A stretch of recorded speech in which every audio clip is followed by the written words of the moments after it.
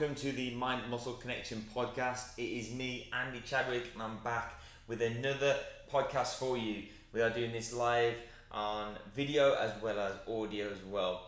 Now, with this week, I posted on Instagram, I think it was last Thursday, a week ago, and I asked for questions about nutrition, training, mindset, recovery, sports. And because I am in the golfing world, I was asked questions about nutrition on the course. And so what I wanted to do today was talk through what it would look like if you had a perfect day of eating with playing golf.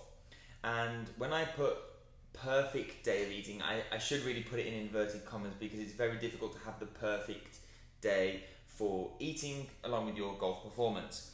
Now, I'm not saying that if we follow this rigidly that your golf game is suddenly going to be transformed, because there is also the practice, the swing characteristics and the mechanisms that you have as an individual that are going to affect your score.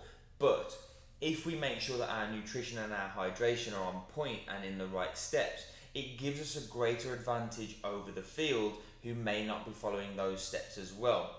And so we want to make sure that we can perform effectively, and nutrition is going to play a big part in that. So one of the big things that I would talk about is pre-round meals and post-round meals. And one of the big things that we talk about is some people play early in the mornings, whether it's Saturday or Sunday rounds of golf, and people go out onto the golf course not having had breakfast because they're going to eat something at the halfway house. Maybe the cart girl's going to come round and we'll just get something from the cart. But is that really setting us up for success from the beginning of the round?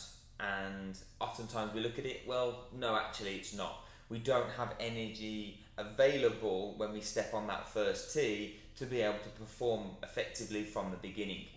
So I'd always recommend maybe 90 minutes before playing, we consume a pre-round meal. Now what that might look like would be some form of protein, whether it's a piece of meat, whether it's a protein shake, a protein bar probably wouldn't suffice, but some form of protein that we can get within our meal that's going to help us feel fuller for longer.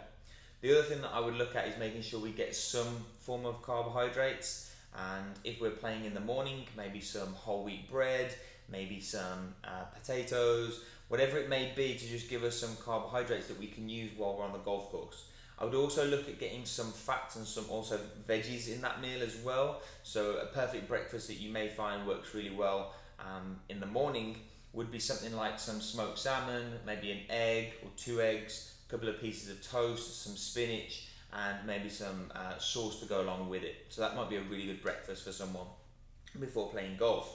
Now, for the first 6 holes of the round, I would recommend that you get at least some fruit in, whether it's a banana, apple, pear, grapes, or maybe something that's got a few higher carbs in there, but also make sure that you get some nuts and some kind of seeds in there as well, because that's going to really help balance out the blood sugar levels.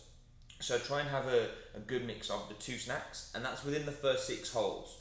We want to be constantly making sure that we're drinking water and staying hydrated. So over the course of the whole round, if not even before and after as well, we want to get some more in. We need to be aiming for at least 2 litres of water.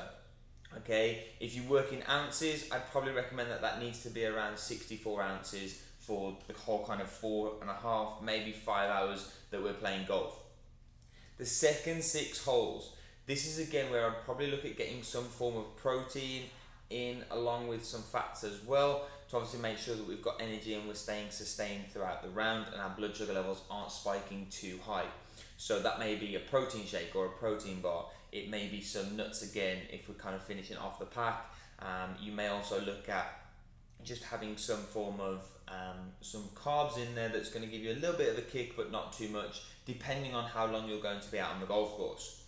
Finally, the last 6 holes are where we're really going to be trying to finish off our round strong. Now hopefully over the first 12 holes we've started to put a good score together and we're wanting to finish strong. So maybe a coffee or a tea might be a good thing to have here around 12 holes for the caffeine that can help boost us. I wouldn't recommend having too much caffeine that it sends us over the top. We want our energy levels to be balanced and we don't want our caffeine levels to spike too high that we start to kind of shake a little bit and kind of lose our focus. We want to keep that concentration, but we don't want our blood sugar levels to move around too much and our energy levels to spike too much. I would also potentially look at having a sports drink or maybe some form of carbohydrates, simple sugars that we can use over the last kind of 6 holes, especially if that round is getting a little bit nerve-wracking, whether we're in a match play and we're coming down to the final few holes and every shot counts. We want to be able to perform, so this is where we need our sugars.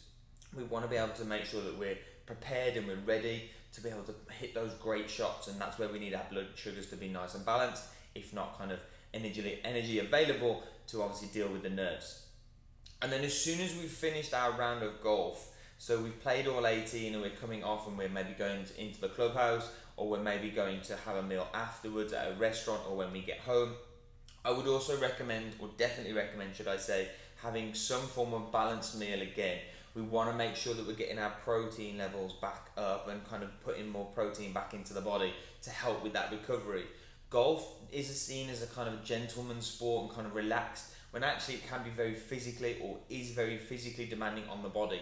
We're trying to produce maximal force every single time we're hitting drivers, long woods, irons, that kind of stuff. So we're really trying to make sure that we're performing effectively. So we need to recover, mobilize, stretch, do those recovery tactics and strategies after your round of golf, but also make sure the nutrition's on point as well. So get some form of protein in, whether it's a chicken breast, some salmon, a beef, a steak if you eat red meat. Make sure that we're hitting those kind of areas with our protein levels. If you don't eat meat, just obviously make sure you're getting your protein intake up. We also want to make sure we're getting our carbs back up, because we've burnt a lot of glycogen when we're walking and when we're playing golf. So we want to make sure that we get our glycogen levels back up. So some form of carbohydrates, whether it's bread, pastas, potatoes, whatever it may be, just get those carbs back in. Again, fruits and veggies post-workout. It doesn't have to be fruit with the meal. You can have fruit, but it could also be your veggies as well. Different colours are going to help, so make sure we've got different colours on that plate. Finally, depending on what meat source you have, we want some fats within that meal as well, whether it's a teaspoon of olive oil, whether it's a red meat or a fattier meat, then we don't necessarily need to add anything additionally, but we want to make sure we've got some fats in that meal as well. And that's kind of going to help us over the course of a round or a course of a day, make sure that we're staying balanced with our food throughout the whole 18 holes, but also before and after. And if we can do that, chances are it's going to put us in a better position that we can score well. Obviously, again, depending on the swing characteristics, our practice, how much we're ready for that competition. But also, just make sure that we're recovering well after the round. Now, once you've had that post-round meal, we probably won't need to eat again for a few hours, but at least we've done everything we can throughout that kind of pre, during and post-round kind of competition stuff. So I hope this kind of helps. It gives you a little bit of an understanding of what to look for and what to be working on with your nutrition. Now, you can take that information, make it work whatever you do in terms of your nutritional strategies, whether it's you're a vegan, whether you don't eat meat, or whether you simply want to kind of follow that as a structure. Great, use it. But try and do everything you can from a nutritional standpoint and a hydration standpoint, making sure we're getting that water in, to make sure that we're playing golf and enjoying golf as much as possible. We all want to score well, so we need to do the things that we need to do to help us score well. So use that information, go ahead and implement it, let us know how you get on, take that screenshot, tag us on social media, let's see your scores if you do this round, and look at your nutritional strategies and see how well you play. I'd love to hear your information, so go ahead and make sure you tag us, post your comments, leave us a review on iTunes, comment down below on YouTube, and we will speak to you all next week. As ever, I like to finish the podcast with a quote, and it is: your mind will quit before your body does. If you can change your mind, you can change your body. Folks, have a great week, and I'll speak to you all next week.